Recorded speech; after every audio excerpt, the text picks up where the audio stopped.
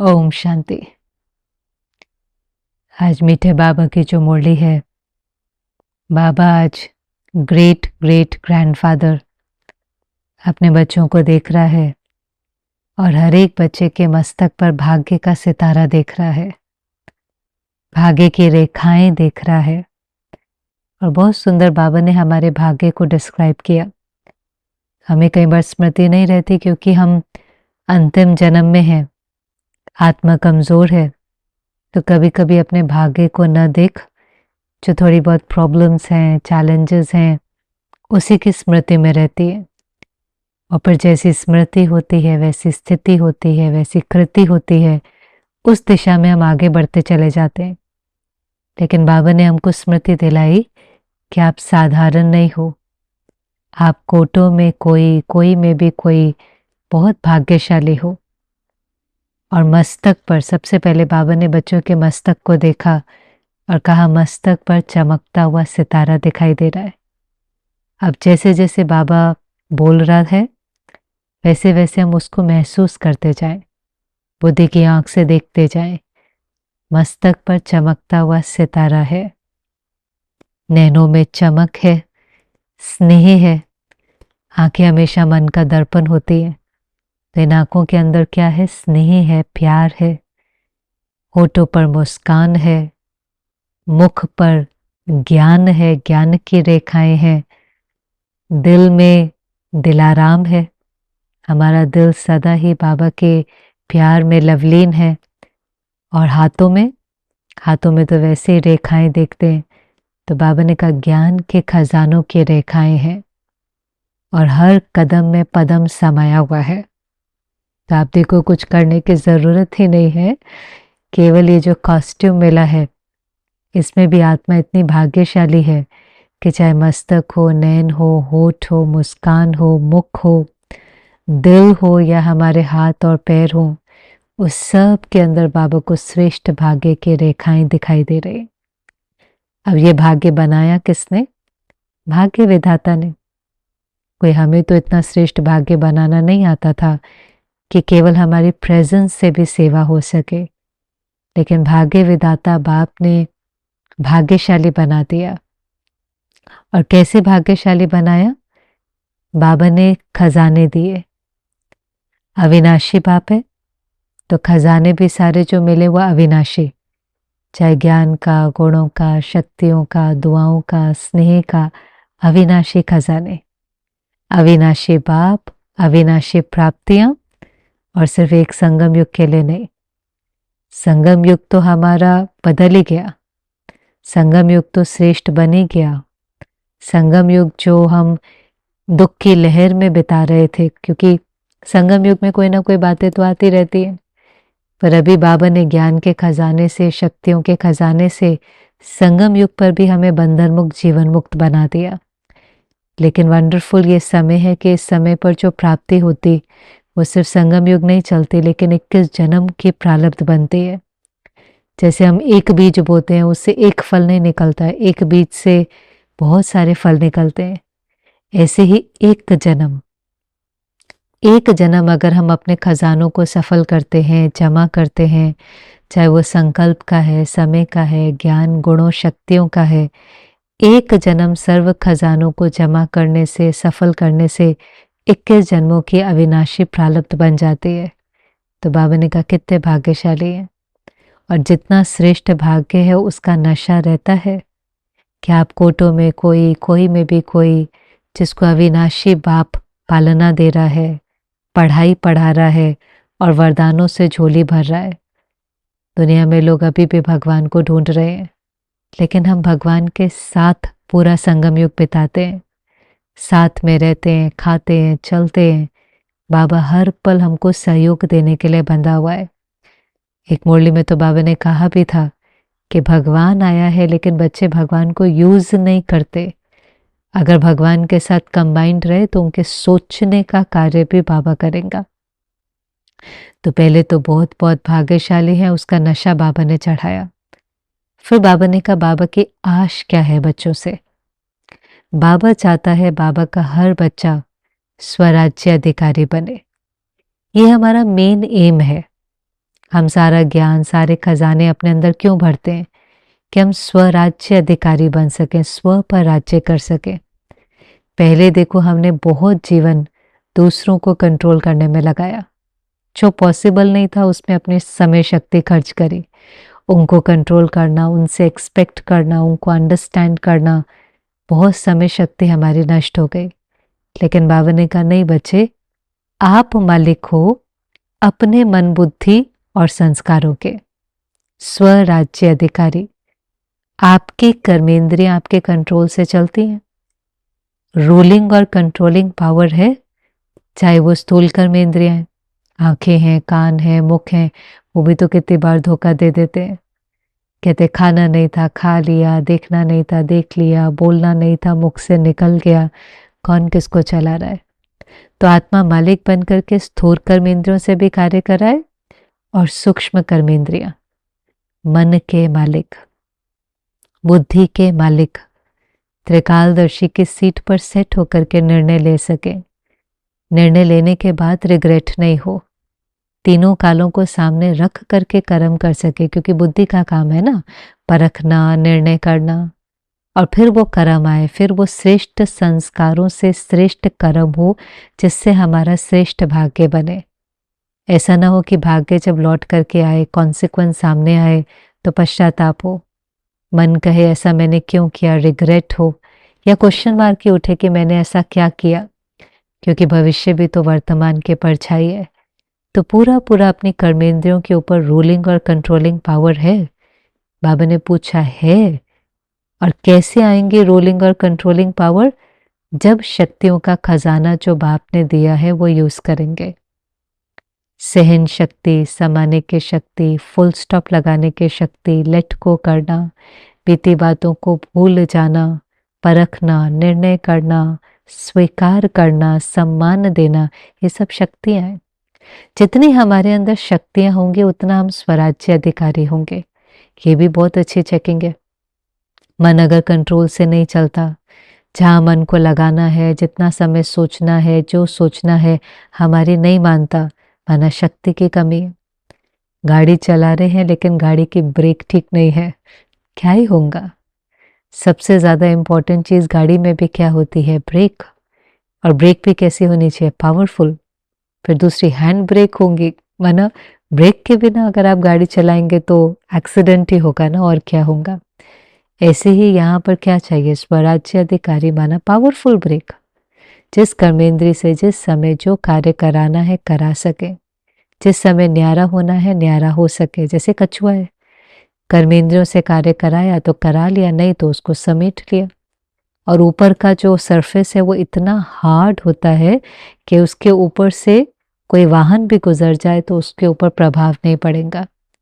ऐसे न्यारा और प्यारा कर्म करना है, कर्मेंद्रियों का आधार लिया, कर्म किया, फिर ऐसे कर्म से न्यारे हो गए, उसके फल से भी न्यारे हो गए, बिल्कुल डिटैच, फिर बिल्कुल प्रभावों से परे। अच्छा था, बुरा था, आउटकम क्या होगा, रिजल्ट क्या होगा, सफलता मिलेगी नहीं मिलेगी, कर्म किया, डिटैच, पूरा पुरुषार्थ किया, सच्चाई से किया, सिंसियरिटी से किया, कर्म किया, कर्मेंद्रियों से कराया, कर्मेंद्रियों को समेट लिया। चाहे वो स्थूल कर्मेंद्री है, चाहे वो सूक्ष्म कर्मेंद्री है। क्या होगा, कैसे होगा, होगा नहीं होगा, फिर क्या होगा?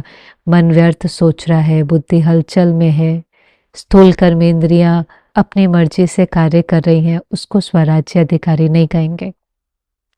और बहुत सुंदर बात बाबा ने कही कि देखो, अगर स्वराज्य अधिकारी बनना है तो बाबा के साथ कंबाइंड रहो।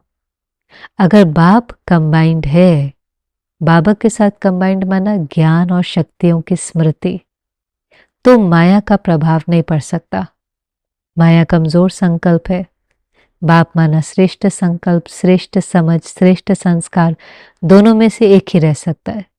जो पहले भी मुरलियों में बाबा कई बार कहता था, या तो बाप याद रहेगा या बात याद रहेंगे।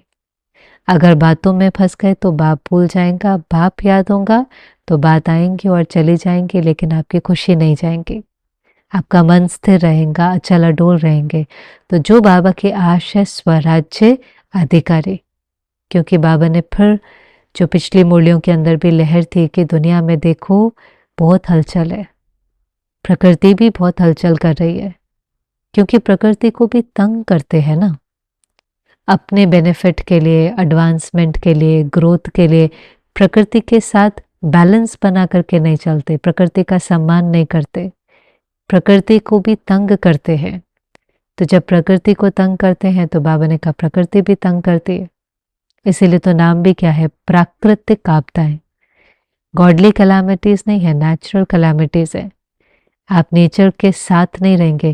पहले तो नेचर को बहुत ज़्यादा सपोर्ट करते थे, कहीं पर भी कोई एडवांसमेंट नेचर के को एक्सप्लॉइट करके नहीं होती थी। कई स्थानों पे ब्रिज भी बनाना होगा, कुछ भी बनाना होगा, लेकिन नेचर को सम्मान देते हुए। अभी तो आप देखें कई स्थान है ना, हर बार हम सुनते हैं यहाँ बाढ़ आ गई क्योंकि नेचर को एक्सप्लॉइट किया था। उसके बैंक के भी नज़दीक जाकर, मतलब जो चीज़ें इलीगल है, जो चीज़ें राइट नहीं है, उससे ज़्यादा उसको तंग करेंगे, एक्सप्लॉइट करेंगे, तो फिर कभी कहीं बाढ़ आ जाती है, कहीं फैमिन आ जाता है, कहीं भूचाल आ जाता है। तो बाबा ने कहा प्रकृति भी तंग करती है, लेकिन फिर बाबा कहते हैं बच्चे ये भी होना है, प्रकृति भी अपने सतो रजो तमो से गुजरती है। आपको पता है कि अति के बाद अंत है, अंत के बाद नई शुरुआत है।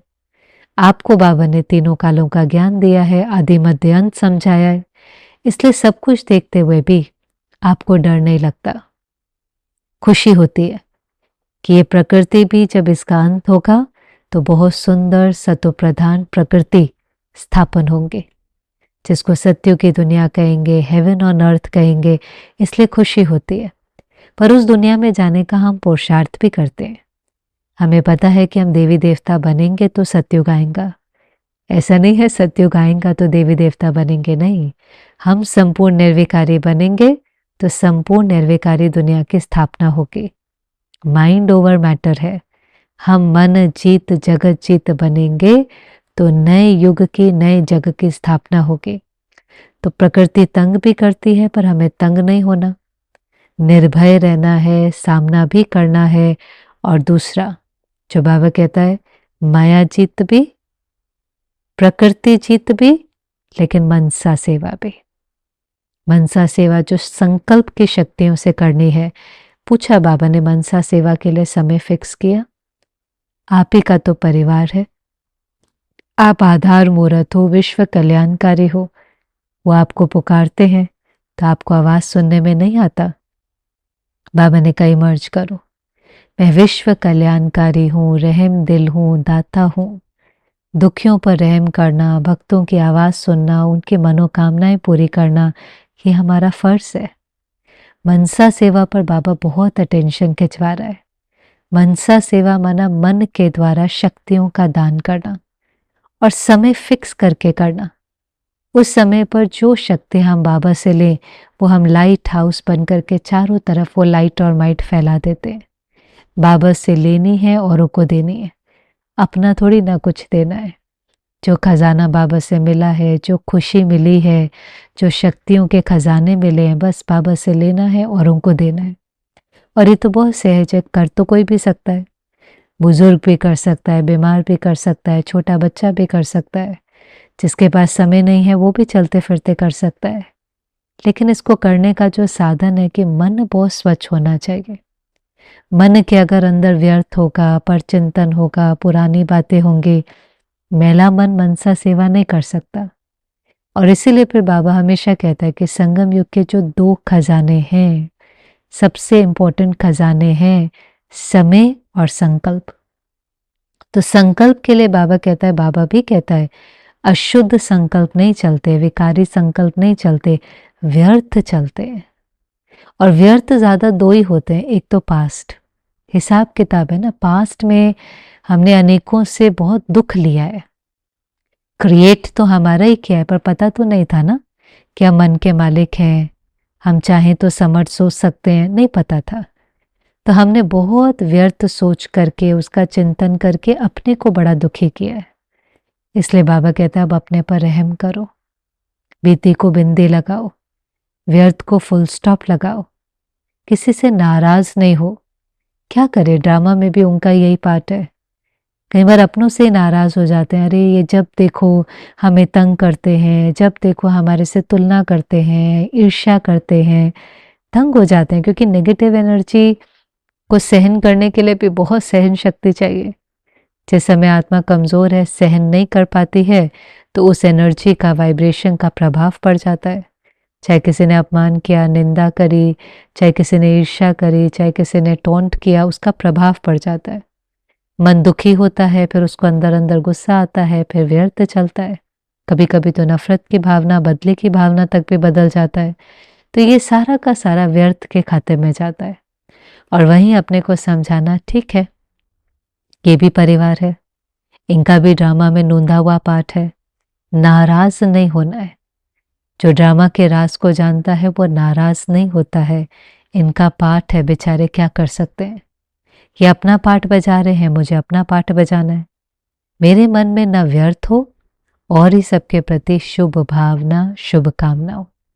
ये भी बाबा ने पिछली मुरली में बहुत पक्का कराया, शुभ भावना, शुभ कामना। भले न्यारे प्यारे रहो, बाउंड्री सेट करो, लेकिन मन के अंदर जो वाइब्रेशन है उसके अंदर शुभ भावना, शुभ कामना होनी चाहिए। आपको पता भी है कि अच्छा कहीं पर बहुत टॉक्सिक कल्चर है, कहीं पर तो वर्क प्लेस में है, ठीक है आपको छोड़ना है आप छोड़ दें, लेकिन छोड़ने के बाद भी कई बार मन में उस व्यक्ति के प्रति, साथी के प्रति, बॉस के प्रति जो इतनी नेगेटिव फीलिंग रहती है, एक हिंसा जैसी भावना रहती है, एक अंदर में बहुत रिजेंटमेंट रहता है, वो नहीं, वो हमें दुख दे रहा है। हमने उसको पकड़ा है ना, गरम कोयले को, वो हमें ही अंदर अंदर जलाएगा। एक मुरली में तो बाबा ने कहा था क्रोध फिर भी लाल पीला करता है, लेकिन ये ईर्ष्या, ये पकड़ के रखना, ये तो बिल्कुल काला बना देता है। तो अपने पर रहम करे, ठीक है जिसका जो पार्ट था उसने बजाया।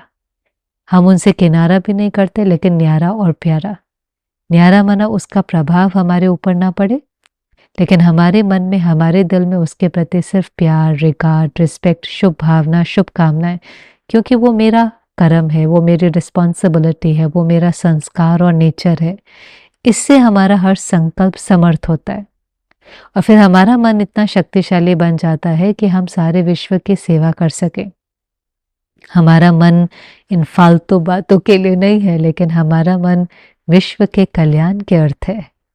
या तो मन मना भव, इस मन से बाबा को याद करे, या इस मन से विश्व की सेवा करे, तो ये हमारा खजाना सफल होता है। तो एक संकल्प और दूसरा समय। समय के लिए भी बाबा कहते हैं बच्चे 1 सेकंड नहीं है, 1 मिनट नहीं है, कई वर्षों के बराबर है। आप 1 सेकंड 1 मिनट नहीं गवाते हो, कई वर्षों की प्रारब्ध गवाते हो। एक छोटे से संगम युग में आप सारे कल्प की नोंद कर रहे हो।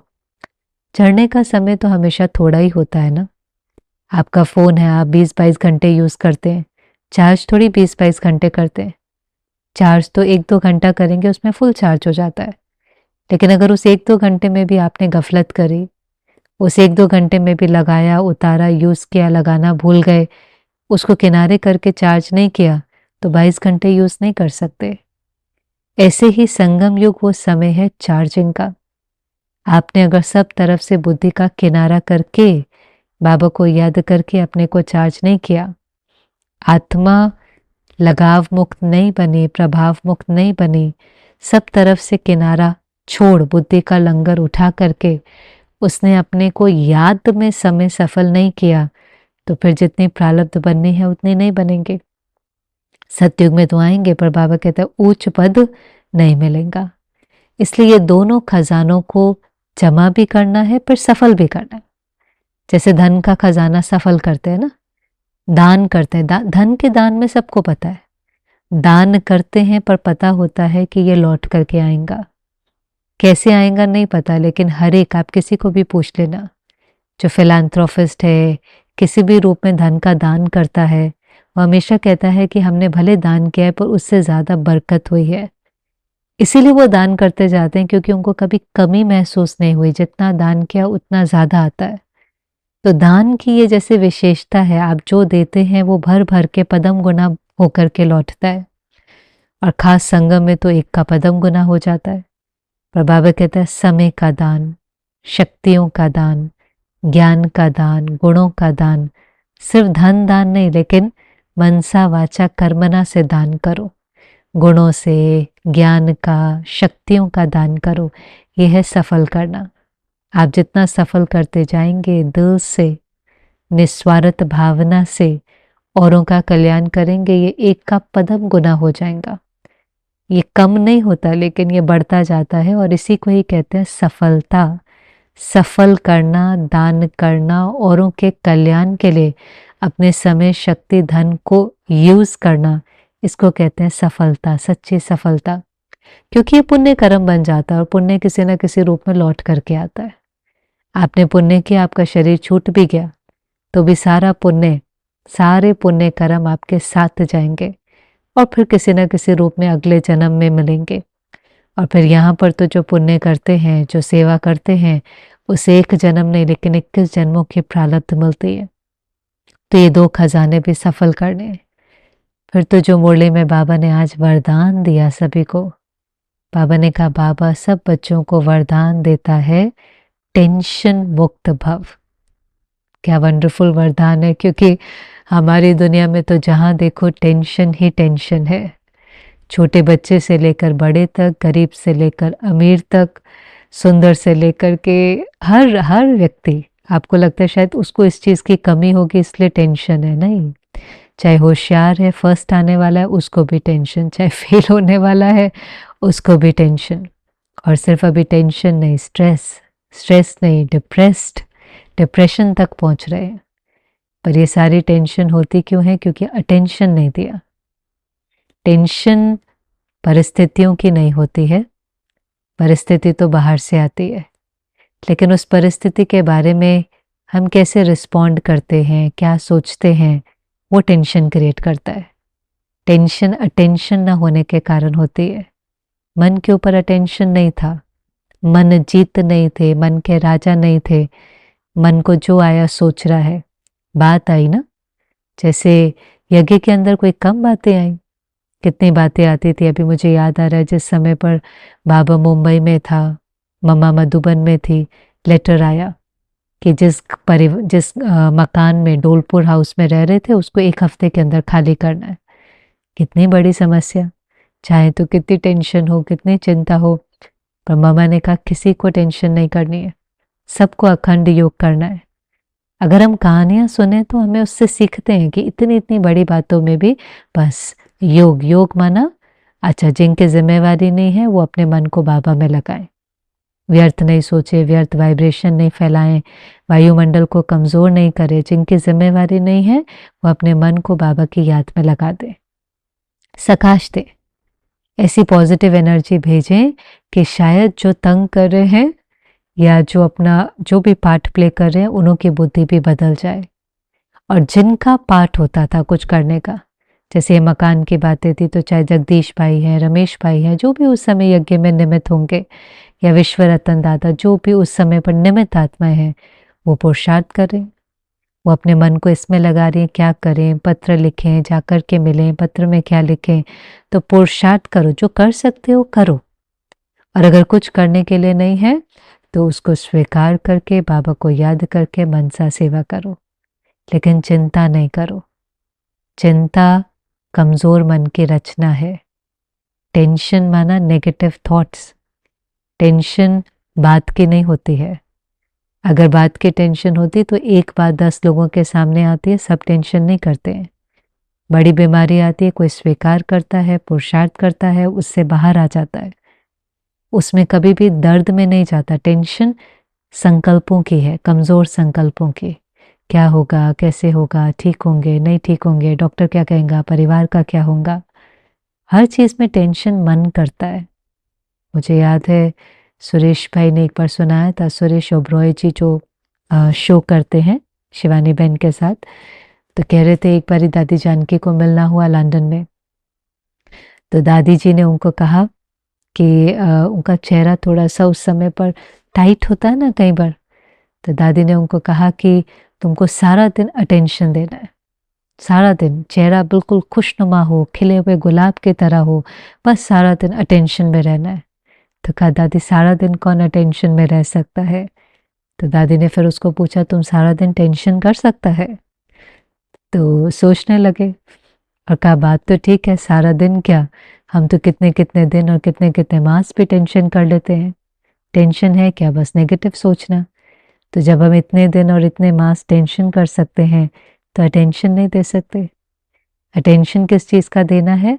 बाहर जो करना है करेंगे, पुरुषार्थ करेंगे, मेहनत करेंगे, सल्यूशन ढूंढेंगे, निवारण निकालेंगे, लेकिन मन में व्यर्थ नहीं सोचेंगे, गलत नहीं सोचेंगे, नेगेटिव नहीं सोचेंगे, फियर के संकल्प क्रिएट नहीं करेंगे, क्या होगा कैसे होगा, नहीं, अच्छा होगा, बहुत अच्छा होगा। ड्रामा कल्याणकारी है, एक्यूरेट है, भगवान मेरा साथी है, विजय मेरा जन्म सिद्ध अधिकार है, सफलता हुई पड़ी है। अगर ऐसे सोचेंगे तो थोड़ी टेंशन होगी।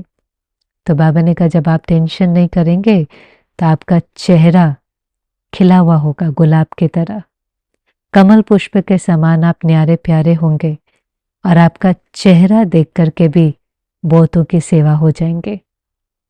बाबा ने कहा वैसे भी सुनने सुनाने का टाइम नहीं रहेगा, इसलिए जो सेवा करनी है अपनी मनसा से और अपने चेहरे से।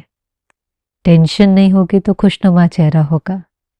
जिनका खुशनुमा चेहरा होता है उसका ये मतलब नहीं है कि उनके जीवन में कोई चैलेंजेस नहीं है, प्रॉब्लम नहीं है। पेपर तो सबके जीवन में आते हैं, हिसाब किताब तो सबके सामने आते हैं। कोई उसको स्वीकार करता है और पुरुषार्थ करके उसको पार करता है, और कोई उस बोझ तले उसके प्रभाव में आ जाता है। और जैसी स्थिति होंगी वैसा चेहरा होगा। तो बाबा कहते हैं स्थिति आपकी सदा अचल अडोल हो और उसकी प्रैक्टिस करनी। और उसकी प्रैक्टिस है क्या? पावरफुल ब्रेक ही तो लगाना है, तीव्र पुरुषार्थ, फुल स्टॉप। अब क्या करना है? कोई भी बात आई, फुल स्टॉप, अब क्या करना है? कारण नहीं सोचो, निवारण सोचो। इसको कहेंगे मन के राजा, स्वराज्य अधिकारी, मन जीत जगत जीत। और बाबा ने कहा कितनी बड़ी सेवा हो जाएंगी, क्योंकि सारी दुनिया के अंदर टेंशन टेंशन टेंशन है। अभी भी मुझे आज एक माता सुबह मिली थी, कहा मैं पेरेंट्स टीचर मीटिंग में गई अपने बच्चे के, और सब बच्चों को एक ही कंप्लेन है कि स्ट्रेस बहुत है। तो बच्चे से लेकर के बड़े तक, क्यों? मन कमजोर है। कमजोर मन को टेंशन होती है, शक्तिशाली मन खुशनुमा। दोनों एग्जाम देने जा रहे होंगे, किसी को एग्जाम की टेंशन है, मन कमजोर है, और किसी को नहीं, पढ़ा है मैंने, बहुत अच्छा जाएगा, जो होगा देखा जाएगा। मन कैसा सोचता है वो कोई सिखाता ही नहीं है। मेंटल टफनेस बची ही नहीं है। इसीलिए इतने इतने इंटेलिजेंट हैं, लेकिन इतने इंटेलिजेंट होने के बाद भी खुश नहीं है। कहाँ जाती है सारी इंटेलिजेंस? आप देखें, अगर इतने इंटेलिजेंट है तो कम से कम खुशी तो अपने पास होनी चाहिए ना। ट्रू इंटेलिजेंस भी उसको कहते हैं जो अपने जीवन को उस अनुसार डिजाइन कर सके जिसमें उसको खुशी मिले। भाग रहे हैं, दौड़ रहे हैं, पता नहीं कौन सी सीढ़ी चढ़ रहे हैं, लेकिन अंदर से थके हुए हैं, परेशान हैं, फटीग है, एग्जॉस्टेड हैं, खुशी नहीं है, टेंशन में है, तो उसको इंटेलिजेंट थोड़ी ना कहेंगे। वो तो इंटेलिजेंस अपने अगेंस्ट चली गई कि सब कुछ करते हुए भी किसी प्रकार का सुख और खुशी नहीं है। सच्ची इंटेलिजेंस उसको कहेंगे कि आप अपनी लाइफ को उस अनुसार डिजाइन कर सको जिसमें आपको अतीन्द्रिय सुख मिले। और वो हम बच्चों ने किया। हम भगवान को भी याद करते हैं, उसकी मर्यादाओं पर भी चलते हैं, गृहस्थी भी संभालते हैं, कारोबार भी करते हैं, सेवा के लिए भी समय निकालते हैं, श्रीमत पर भी जो अमृत वेला मुरली वो सब भी करते हैं। हमने अपनी लाइफ को डिजाइन किया, ऐसे डिजाइन किया कि इसमें हमारी आंतरिक कमाई भी हो रही है, बाहरी कमाई भी हो रही है, अतीन्द्रिय सुख भी मिल रहा है, हम औरों को भी सेवा से सुख दे रहे हैं। इसको कहेंगे ट्रू इंटेलिजेंस। और ये तो ज्ञान का सागर बुद्धिवानों का बुद्धिवान ही दे सकता है। तो बाबा ने कहा कि मेहनत करेंगे, पुरुषार्थ करेंगे, सदा टेंशन फ्री रहने का वो हाथ उठाओ, और उसमें केवल दृढ़ता चाहिए, साधारण संकल्प नहीं। साधारण संकल्प क्या होता है? हाँ बाबा हम सब टेंशन फ्री रहेंगे, लेकिन फिर जैसे ही बात आएंगी समस्या, फिर हलचल में आ जाएंगे, फिर बाबा कोई मीठी मीठी बातें सुनाएंगे, पर बाबा क्या था, हम रहना तो चाहते हैं टेंशन फ्री, पर इतनी बड़ी बात थी, वो मेरी नौकरी छूट गई, वो बच्चा एग्जाम में फेल हो गया। इसको कहेंगे साधारण संकल्प कि समस्या का प्रभाव पड़ गया। दृढ़ता का संकल्प ये नहीं होता।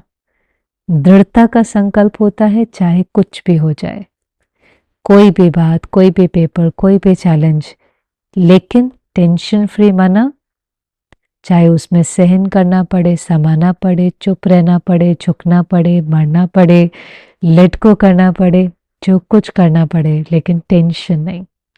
अटेंशन देंगे, टेंशन के पीछे एक ही शब्द है ना, ए, लेकिन प्रैक्टिस बहुत है। अटेंशन किसका है? मन का। इस पे दाग नहीं लगना चाहिए। हर व्यर्थ संकल्प दाग है। जैसे आप वाइट साड़ी पहनो, वाइट ड्रेस पहनो, तो अटेंशन देना पड़ता है ना, ध्यान देना पड़ता है। खाते समय ध्यान देना पड़ेगा, चलते समय ध्यान देना पड़ेगा, बैठते समय दाग नहीं लगना चाहिए। बस ऐसे मन का ध्यान देना है। हर व्यर्थ संकल्प, हर अशुद्ध संकल्प दाग है। फिर बहुत दाग लग जाते हैं, फिर बहुत याद से दाग निकालो, फिर उसमें समय नष्ट होता है। दाग लगे ही नहीं। समर्थ समर्थ समर्थ, चाहे सब ठीक है, चाहे सब ठीक नहीं है, तो भी समर्थ सोचना है, उससे शक्ति बनती है, और वही शक्ति अगर कुछ ठीक नहीं है तो उसको ठीक करने में सहयोग देंगे। तो दृढ़ता, कारण का निवारण करना ही है। कोई समस्या आकर के बाबा को मीठी मीठी बातें सुना करके जस्टिफाई नहीं करना, लेकिन कैसी भी बात हो उसमें टेंशन फ्री रहना है। पर तो मधुबन वाले बाबा के सामने बैठे थे। बाबा ने कहा कई छोटी छोटी गीता पाठशालाएं लगी हैं, क्या है 28,000 पहुंचे हैं। तो उस समय 28,000 तो एक हॉल में बैठ नहीं सकते, तो सब जगह स्क्रीन लगा देते थे। डायमंड हॉल में, कॉन्फ्रेंस हॉल में, दादी जी मीटिंग हॉल में, एक बारी तो बाहर गार्डन में भी स्क्रीन लगी हुई थी, और सब तरफ लोग बैठ करके देख रहे थे। तो बाबा ने कहा बाबा देख रहा है, सब तरफ बच्चे बाबा को प्यार से देख रहे हैं। बाबा भी सामने वालों को, दूर वालों को, सबको देख रहा है। एक्नॉलेज भी कर रहा है कि ज़्यादा भीड़ आ जाती है तो थोड़ी तकलीफ भी हुई होगी रहने की, खाने की, लेकिन फिर भी जो पटरानी बने, है पट मिलता था उन दिनों में, टेंट लग जाते थे, नीचे सोने को मिलता था सबको, तो पलंग मिले। इतनी भीड़ जब आ जाती थी तो पॉसिबल नहीं होता था। तो जिन्होंने ज़्यादा सहन किया, पट पर भी सोना पड़ा, बाबा भी उनको जास्ते प्यार कर रहा है। और कभी कभी आप देखो प्यार कैसी चीज़ है, माना ये ऐसा इमोशन, ऐसा वाइब्रेशन, ऐसी एनर्जी है कि सारी थकावट दूर कर देता था।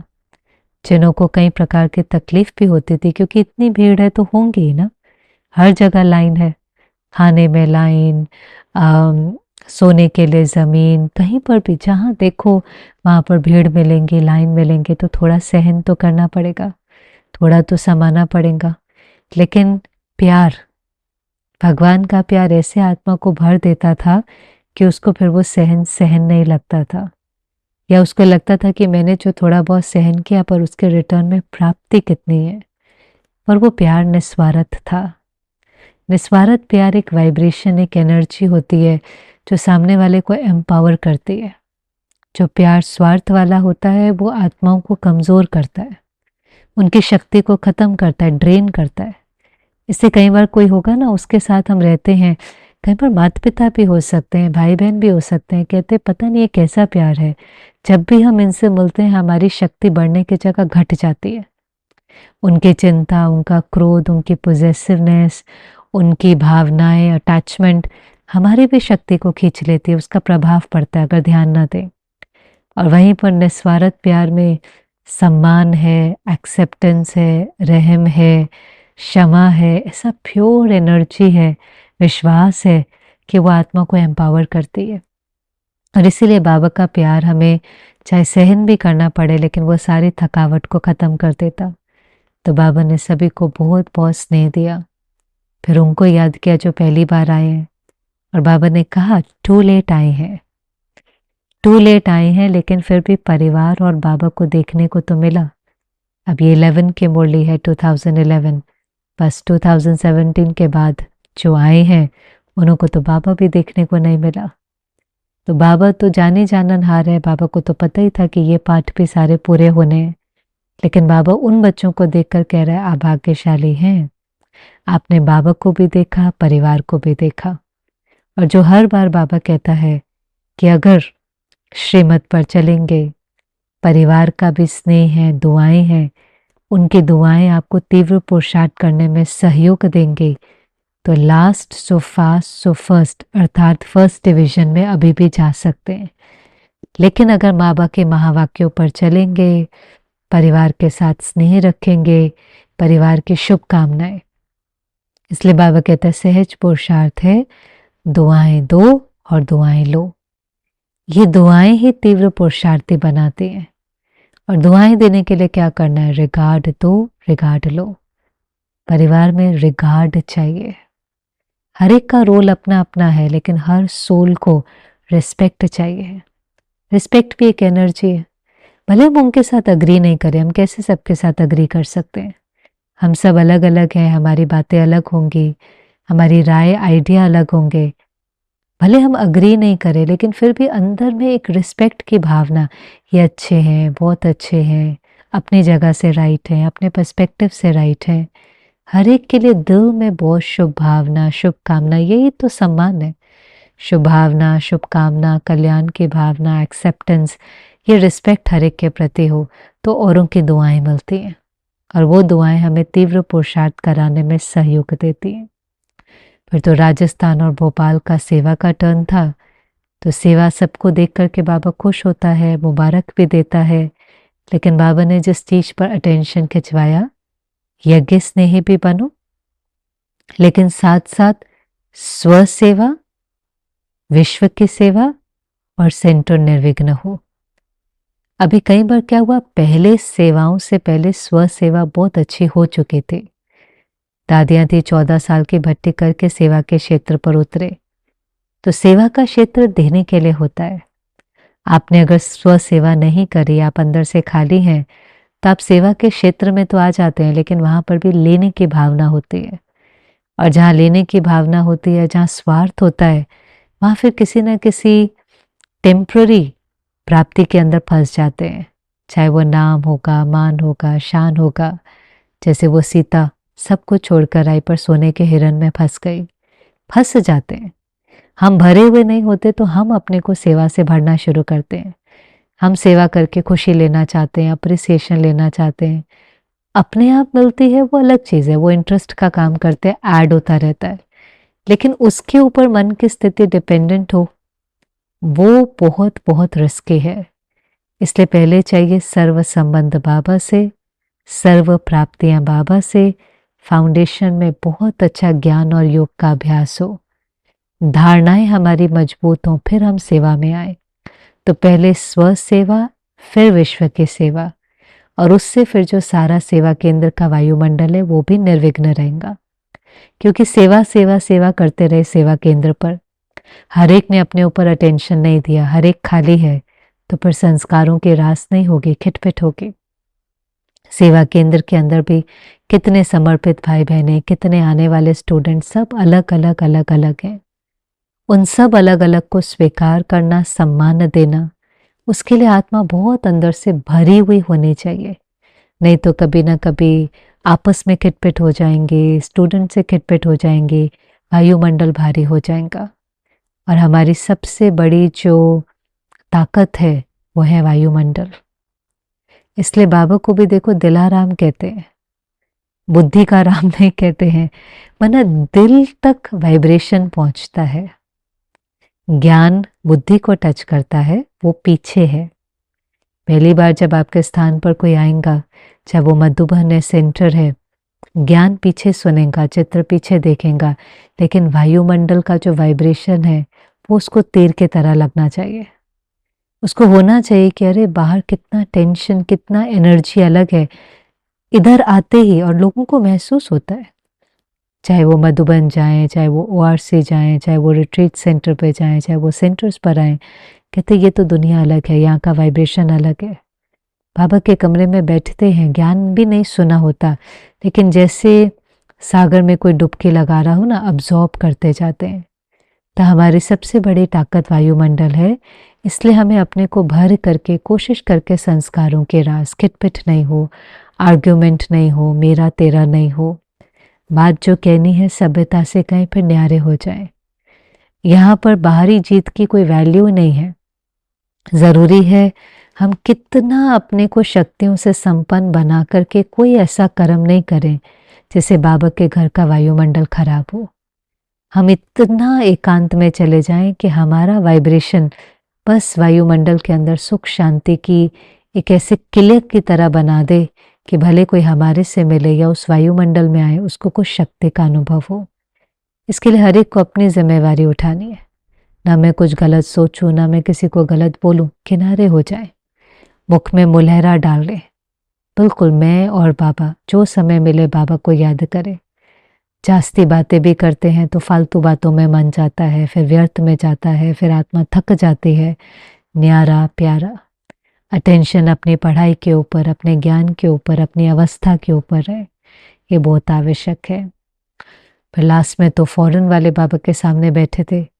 बाबा ने कहा ये भी सब बहुत अच्छा पुरुषार्थ करें, बहुत अच्छी सेवा करें, पर सबसे अच्छी विशेषता है कि समस्या और चैलेंज तो विदेशियों के सामने भी आते हैं पर बड़े सच्चे हैं, सच्ची दिल से बाबा को बताते हैं। चाहे बात के प्रभाव में आ गए, गिर गए, चाहे स्थिति ऊपर नीचे हो गई, और क्योंकि सच्चे हैं तो मदद मिलती है।